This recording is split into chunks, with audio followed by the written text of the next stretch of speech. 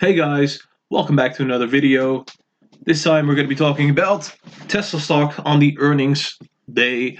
There's about 11 to 10 hours left until earnings, and we want to look at where we are heading. We're going to take a look at the bull scenario, at the bear scenario, and what's in general going to be happening.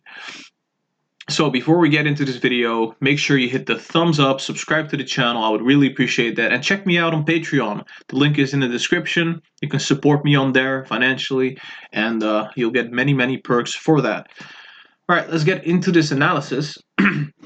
So last time we had a prediction that Tesla would pretty much go up because we were going up in the pre-market, and then we would go down to about 413 and 415, and then we hit the long-term trend line, which is going to probably cause us to bounce heavily. Now, this is going to be a buying opportunity. Now, you don't want to be going all in, because if you go all in and it goes down further, because you can never predict the stock market exactly, you can only project what is going to happen based off of technicals or fundamentals. So you could buy a little bit here. If we go down further, which is highly unlikely, but we could go down further, you can buy more and more because you're dollar cost averaging. You're not going all in, which is very smart. Yeah, we think there's going to be a bounce of about at least 10%. After that, we correct a little bit and could bounce further to the upside, because right now the RSI is looking extremely low. The MACD is bottoming out. We're about to even cross over for a bullish rally. You can see that right here. We had a very long bearish momentum on the 1 hour. And if we look at other things, I'm going to show you right now. 30 minutes. 30 minutes is also bottoming out. You can see the RSI is oversold. And if we go to the 2 hours, you can see that the MACD is suggesting that we go low a little bit further until we get into real bullish territory. However, I want to point out that the RSI is at a point where previously we had huge bounces of about, this was 100 points, right? So 80 to 100 points is possible. You can see that the RSI, when it was this low, it bounced about 100 points. I can show you many more examples where the RSI would do that. I think it was right there. We were similar levels. We went up to from 313 to 450, which is about 140 points. So if we go down further, that's actually a good thing, because that would be an indication that we would get a bigger pump. So I actually want to see it go down to the 415, 413, because that would give us like $100 to $150 rise in stock price for the coming week and this week. So the 4 hours is indicating the same thing. You can see that the RSI is super low. MACD is going lower, but we're about to bottom out. You can see that it's about to go bullish. Let's go to the 1 day.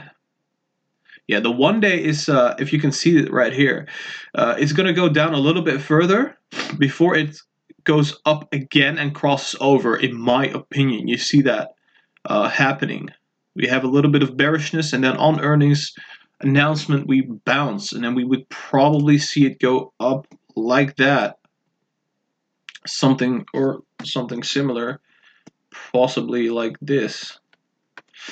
Which would cause a huge rally, and especially because so many retail traders are panicking and selling out, and everybody's saying sell, sell, sell, short the stock. It's not going anywhere. It's going to go back to 100.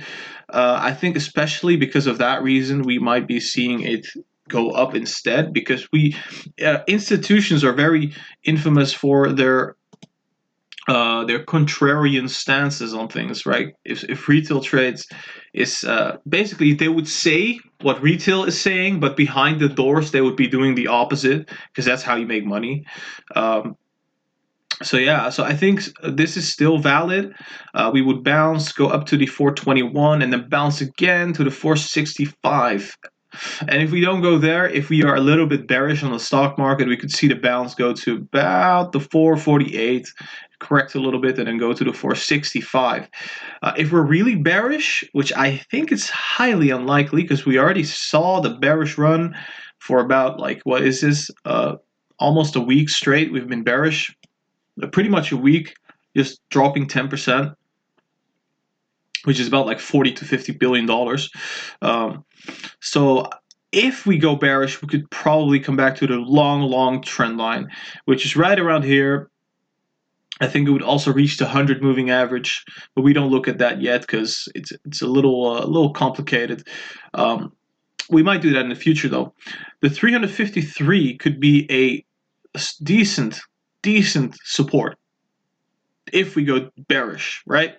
We've actually hit this level previously, right there, and it was a huge support. So I reckon that if we go to that level, it would be incredibly bullish from there. We would bounce another 150 points. We did that before, so in case of bearishness, we could see it go down just like that, further and further down. We would be in the most incredible oversold, and just in every indicator we would be super oversold. So that would be the best buying opportunity if we drop because earnings flop. It could happen if they decided to not go for profit because they weren't included in the S&P 500, so they don't care. So they decided to invest all the earnings into like research. If that happens, yeah, expect it to go lower, but it's most likely not going to happen, so it should be fine. I'm still expecting that huge pump to the upside, so we were fine, and possibly a correction after that, going back to the 420s.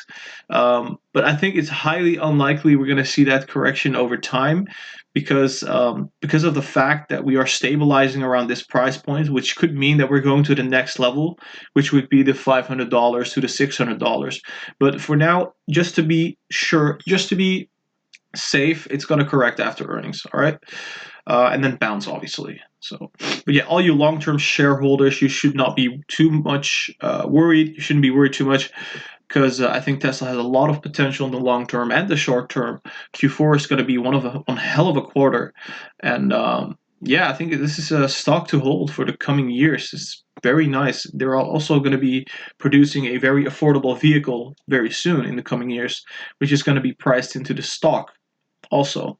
So this was my technical analysis for Tesla stock. This is my daily brief for the Q3 earnings. I'll be live streaming the Q3 earnings, so make sure you subscribe to the channel so you can be there and get a notification whenever I am live. So guys, make sure you smash that like button and the subscribe button as well. And check me out on Patreon. You can support me on there and you will get many benefits for doing so. There's a link for the Discord community. You can hit that. And there's also a link for Trading 212 if you want to be picking up a stock of around $100 for free. So guys, this was Lucid Trading. I'll be seeing you at the live stream in about 10 hours. And guys, have a nice day. I'll see you next time.